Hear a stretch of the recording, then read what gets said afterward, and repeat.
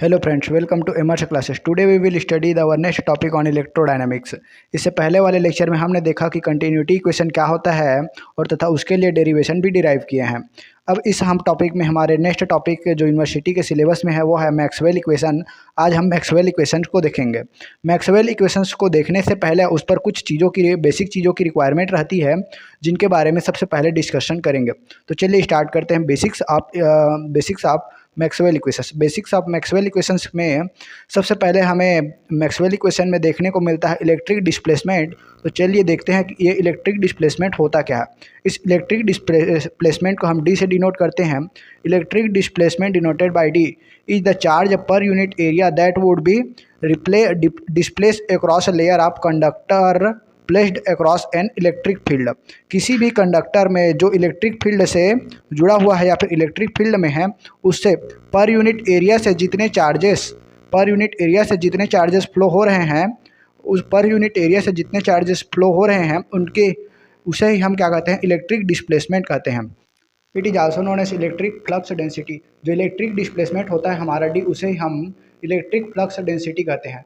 इस electric displacement को हम ऐसे समझ सकते हैं, मान लेते हैं ये एक वायर है जिसका यूनिट एरिया इतना है और इतने एरिया से जितने चार्जेस फ्लो हो रहे हैं, मतलब चार्जेस तो ऐसे फ्लो हो रहे हैं, तो इस यूनिट एरिया में जितने चार्जेस प्रेजेंट हैं और वो कुछ समय पश्चात यहाँ पर के एरिया में पहुँच जाएंगे, तो ये जो एरिया में डिस्प्लेसमेंट हो रहा है, जो चार्जेस में डिस्प्लेसमेंट हो रहा है यूनिट एरिया में, उसे हम क्या कहते हैं, इलेक्ट्रिक डिस्प्लेसमेंट कहते हैं। इसे हम डी से डिनोट करते हैं और इसे ही हम इलेक्ट्रिक फ्लक्स डेंसिटी कहते हैं। और इसका जो इलेक्ट्रिक डिस्प्लेसमेंट होता है उसका ये सा यूनिट क्या होता है, कूलाम पर मीटर स्क्वायर। इससे ही हम समझ सकते हैं कि ये इसकी डेफिनेशन इसी से क्लियर है कि कूलाम पर मीटर स्क्वायर। ये कूलाम क्या हो गया, चार्ज के लिए यूनिट हो गया, पर मीटर स्क्वायर बोला है मतलब पर मीटर इस जो वायर है उसका जो एरिया होगा उसे लेकर के चला है, पर मीटर स्क्वायर। तो मीटर स्क्वायर उसका एरिया हो गया। तो यहाँ से क्या मिलता है, इलेक्ट्रिक डिस्प्लेसमेंट की परिभाषा क्या मिलती है, इलेक्ट्रिक डिस्प्लेसमेंट डी बराबर क्या होगा, चार्जेस डिवाइडेड बाय एरिया। मतलब जितने एरिया से जितने चार्जेस फ्लो हो रहे हैं उसे ही क्या बोलते हैं, हम इलेक्ट्रिक डिस्प्लेसमेंट बोलते हैं। इलेक्ट्रिक डिस्प्लेसमेंट को मैथमेटिकली इस प्रकार से रिप्रेजेंट किया जाता है, D is equal to epsilon naught E plus P, जहाँ ई एप्सिलॉन नॉट क्या होता है, वैक्यूम की परमिटिविटी होती है और पी पोलराइजेशन डेंसिटी होती है और ई इलेक्ट्रिक फील्ड होता है और हमारा डी क्या होता है, इलेक्ट्रिक डिस्प्लेसमेंट होता है। ये मैथमेटिकल डेरिवेशन कई जगहों में काम आता है, तो इसे हम ऐसे ही याद रखेंगे, D is equal to epsilon E plus P. चलिए अब मूव करते हैं हमारे नेक्स्ट टॉपिक पर। आई होप ये टॉपिक आपको लोगों को समझ आया होगा।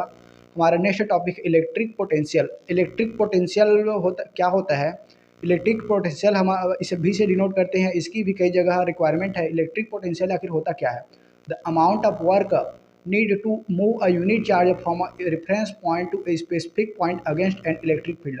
मान लेते हैं एक इलेक्ट्रिक फील्ड है, इस इलेक्ट्रिक फील्ड के अंदर में कोई जो चार्जेस है, यूनिट चार्जेस है, वो इन्फिनिटी में है या फिर कोई रेफरेंस पॉइंट में है, उसे इस इलेक्ट्रिक फील्ड के अंदर में लाने में जितना कार्य करना हमें पड़ेगा उसे ही हम क्या कहते हैं, इलेक्ट्रिक पोटेंशियल कहते हैं। इसे हिंदी में विद्युत विभव कहते हैं कि यूनिट चार्जेस को इन्फिनिटी से या फिर कोई रेफरेंस पॉइंट से स्पेसिफिक पॉइंट में ये इलेक्ट्रिक फील्ड के अगेंस्ट लाने में, मतलब इलेक्ट्रिक फील्ड के विपरीत लाने में जो किया गया कार्य है उसे ही हम क्या कहते हैं, इलेक्ट्रिक पोटेंशियल कहते हैं।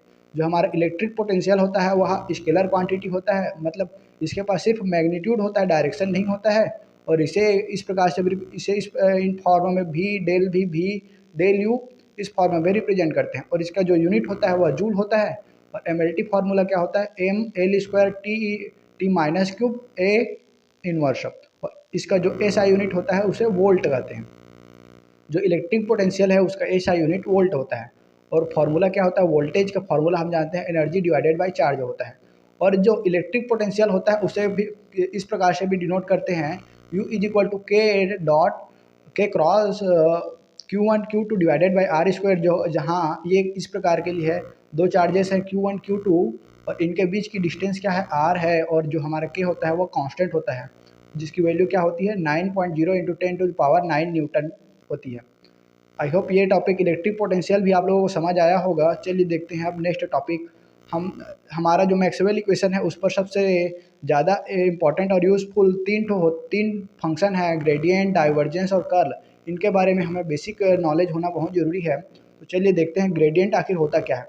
अगर हमारे पास जो फील्ड है वह स्केलर फील्ड है, मतलब वेक्टर नहीं, ए हम मान लेते हैं हम स्केलर है, तो उसके लिए जो फंक्शन यूज करेंगे वो होगा हमारा ग्रेडियंट। ग्रेडियंट ए लिखेंगे उसे। अगर हम इस प्रकार से स्केलर फील्ड के लिए लिखते हैं डेल ए, मतलब ये क्या है, ये ग्रेडियंट ए है। ग्रेडियंट ए इसे इस प्रकार से डिनोट किया जाता है कि ये ग्रेडियंट है, इसे इस प्रकार से लिखते हैं do divided by do A divided by do X plus do A divided by do Y plus do A divided by do Z. और इसका जो प्रोडक्ट मिलता है वो भी क्या होता है, स्केलर होता है।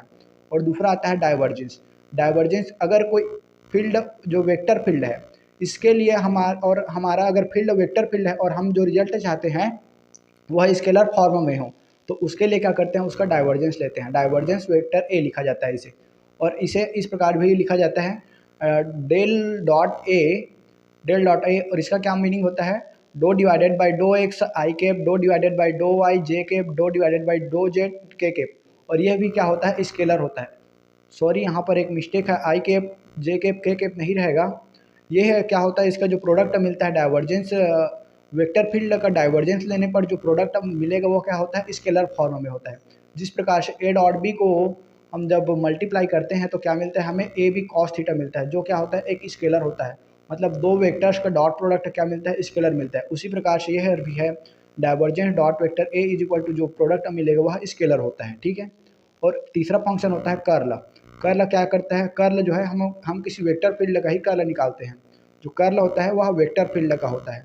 और कर्ल को कैसे लिखते हैं, डेल क्रॉस ए लिखते हैं। और इसे इस प्रकार भी लिखा जाता है do divided by do X I cap, do divided by do Y J cap, do divided by do Z K cap cross vector A. और इसका जो मल्टीप्लिकेशन होता है उसे हम वेक्टर मल्टीप्लिकेशन के थ्रू करते हैं, मतलब वही मैट्रिक्स के फॉर्म में रख करके इसका मल्टीप्लिकेशन करते हैं। और ये क्या होता है, वेक्टर का क्रॉस प्रोडक्ट क्या मिलता है हमें, वेक्टर ए मिलता है साइन ए बी। जैसे कि ए क्रॉस वेक्टर बी होता है, उसका वेक्टर प्रोडक्ट क्या मिलता है, A B sine theta N cap होता है, जहाँ एन कैप डायरेक्शन शो करता है। उसी प्रकार जो किसी वेक्टर फील्ड का कर्ल लेते हैं तो हमें जो रिजल्ट प्राप्त होता है वह भी एक वेक्टर होता है, ठीक है। आई होप आप तीनों को ये ग्रेडियंट डाइवर्जेंट कर्ल समझ आ गया होगा। बेसिक्स की रिक्वायरमेंट है बस, इनका कॉन्सेप्ट तो बहुत बड़ा है लेकिन हमें यहाँ पर सिर्फ बेसिक्स चाहिए। अब देखते हैं और दो थ्योरम्स हैं, उनकी भी ज़रूरत पड़ेगी। गॉस डाइवर्जेंस थ्योरम सबसे इम्पॉर्टेंट थ्योरम है, गॉस डाइवर्जेंस थ्योरम। ये गॉस डाइवर्जेंस थ्योरम क्या करता है, changing surface integral to volume integral.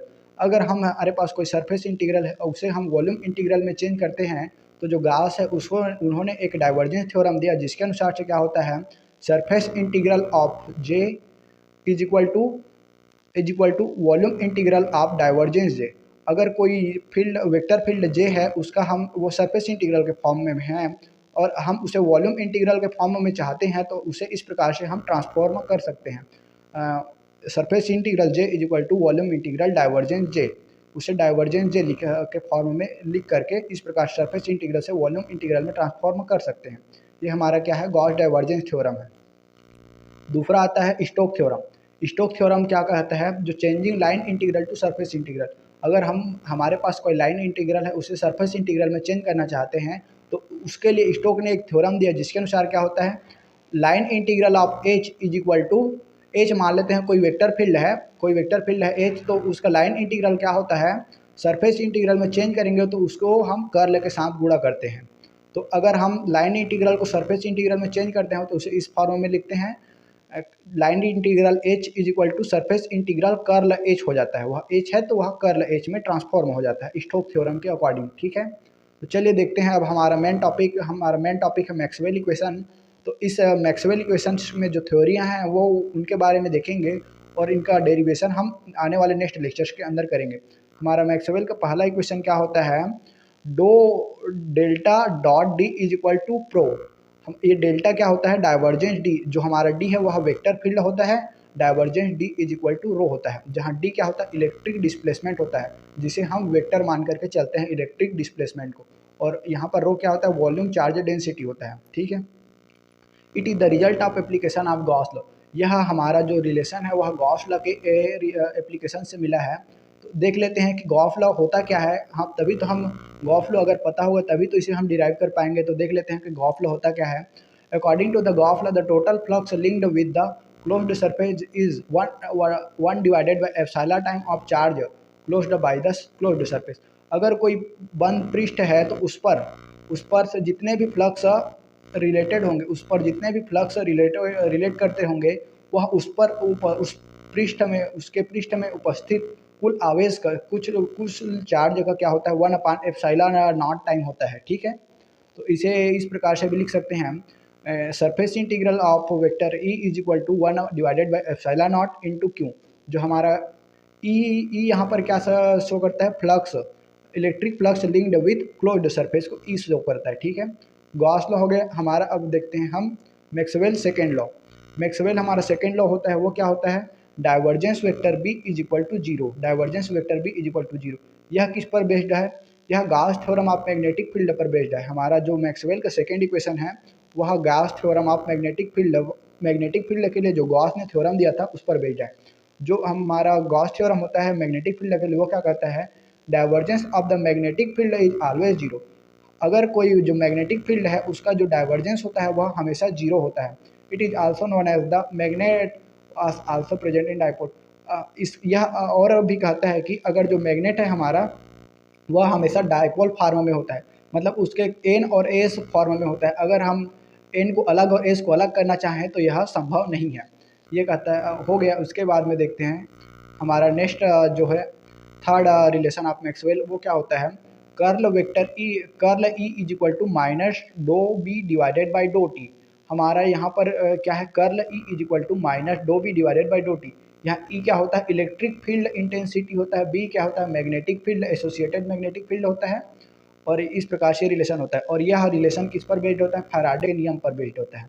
यह हमारा जो मैक्सवेल का थर्ड रिलेशन है वह फैराडे और लेंज के नियम पर बेस्ड होता है। चलिए देख लेते हैं फैराडे और लेंज का नियम क्या होता है। फैराडे ने दो नियम दिया। पहला नियम क्या है, फर्स्ट नियम, when your the conductor is placed in a varying magnetic field an electromagnetic force is induced. If the conductor circuit is closed a current is induced which is called induced current. हमारा जो Faraday का first law है वो कहता है कि अगर when you are placed, कोई जो इलेक्ट्रिक सर्किट है वह मैग्नेटिक वेरिंग मैग्नेटिक फील्ड, मतलब जिसका मैग्नेटिक, हम जानते हैं कि कोई भी जो चार्जेस होता है उससे मैग्नेटिक फील्ड एसोसिएट होता है। अगर कोई जो मैग्नेटिक फील्ड, अगर कोई कंडक्टर जो है मैग्नेटिक फील्ड जो चेंज हो रहा है, मैग्नेटिक फील्ड लगातार चेंज हो रहा है, उसके संपर्क में रखा जाता है तो उस पर इलेक्ट्रिक करंट जनरेट हो जाते हैं। और अगर इस कंडक्टर की सर्किट बंद है तो इसमें से इलेक्ट्रिक करंट फ्लो होना शुरू हो जाते हैं, इलेक्ट्रिक करंट फ्लो होने लगते हैं। इसे यही हमारा फैराडे का फर्स्ट लॉ है।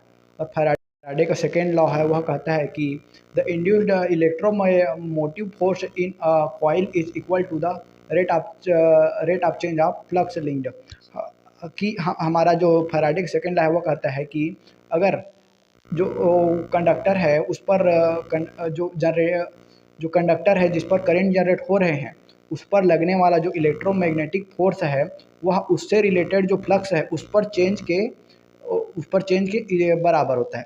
मतलब जितना चेंज होगा, जितना ज़्यादा फ्लक्स में चेंज होगा उतने ही ज़्यादा उस पर करंट फ्लो होंगे। अब आता है हमारा लेंज का law. The polarity of induced electromotive force is such that the tend to produce a current which oppose the change of magnetic flux the produced it। यह कहता है कि हमारा जो लेंज का नियम कहता है कि अगर किसी फील्ड के कारण किसी सर्किट में करंट प्रोड्यूस हो रहे हैं तो वो जो करंट प्रोड्यूस हो रहा है वह इस सर्किट से रिलेटेड जो फ्लक्स है उस पर उतने ही अपोजिट फोर्स अप्लाई करेंगे जिसके कारण वह खुद जनरेट हो रहे हैं, वह उस पर अपोजिट फोर्स अप्लाइड करेंगे। चेंज ऑफ मैग्नेटिक फ्लक्स मतलब ये जो करंट फ्लो हो रहा है वह चाहेगा कि जो उससे रिलेटेड जो मैग्नेटिक फ्लक्स है उस पर चेंज ना हो। मैग्नेटिक फ्लक्स जो चेंज हो रहा है उसका उस पर अपोजिट फोर्स अप्लाई करेंगे। और इसे अब हम जो फैराडे है और लेंज है उस नियम से इस प्रकार से कहते हैं कि इलेक्ट्रोमोटिव फोर्स किसके बराबर होता है, electromotive force E is equal to negative N D phi divided by D T. N हमारा कांस्टेंट है और फाई क्या है, इलेक्ट्रिक फ्लक्स है। मतलब जो इलेक्ट्रोमोटिव फोर्स है वह इलेक्ट्रिक फ्लक्स के चेंज होने के कारण ही प्रोड्यूस हो रहा है। तो इसे इस प्रकार से लिख सकते हैं। यहाँ पर नेगेटिव साइन इस लेंज के नियम से आया है, क्योंकि यह लेंज के नियम कहता है कि जो इलेक्ट्रोमोटिव फोर्स है वह जो जो फाई है, जो इलेक्ट्रिक फ्लक्स है उसका विरोध करता है। ठीक है, इस प्रकार से इस रिलेशन के थ्रू ही हम जो मैक्सवेल का थर्ड रिलेशन उसे प्रोड्यूस करेंगे। ठीक है, तो चलिए देख लेते हैं मैक्सवेल का फोर्थ लॉ क्या है। जो मैक्सवेल का फोर्थ लॉ है वह कहता है कि curl H is equal to J plus do T divided by do D divided by do T. यहाँ क्या होता है, एच मैग्नेटिक फ्लक्स इंटेंसिटी होता है, जे करेंट डेंसिटी होता है, डी इलेक्ट्रिक डिस्प्लेसमेंट होता है। ठीक है, और ये हमारा जो फोर्थ रिलेशन है it is based on the Ampere's law. देख लेते हैं आपकी अब एम्पियर्स लॉ होता है क्या है। The line integral of a magnetic field intensity along a closed path is equal to the current distribution passing through that loop। जो हमारा एम्पियर लॉ है वह कहता है कि मैग्नेटिक फील्ड इंटेंसिटी का जो लाइन इंटीग्रल होता है क्लोज्ड सरफेस के लिए, जो लाइन इंटीग्रल होता है वह उस पर बहने वाले करेंट्स के बराबर होती है। ठीक है, तो इसे हम इंटीग्रल फॉर्म में इस प्रकार से लिख सकते हैं, close integral H D L is equal to mu naught into surface integral J. जो हमारा जे है यहाँ पर क्या है, करेंट डेंसिटी को शो करता है, और इसे हम इस प्रकार से भी लिख सकते हैं, line close integral H D L is equal to mu naught I. जो आई हमारा क्या है, करंट है, और डिफरेंशियल फॉर्म में हम इस प्रकार से इसे लिखते हैं, curl H is equal to mu not J F. Mu not J F, यहाँ जे है करे हमारा क्या होता है, करंट डेंसिटी को शो करता है।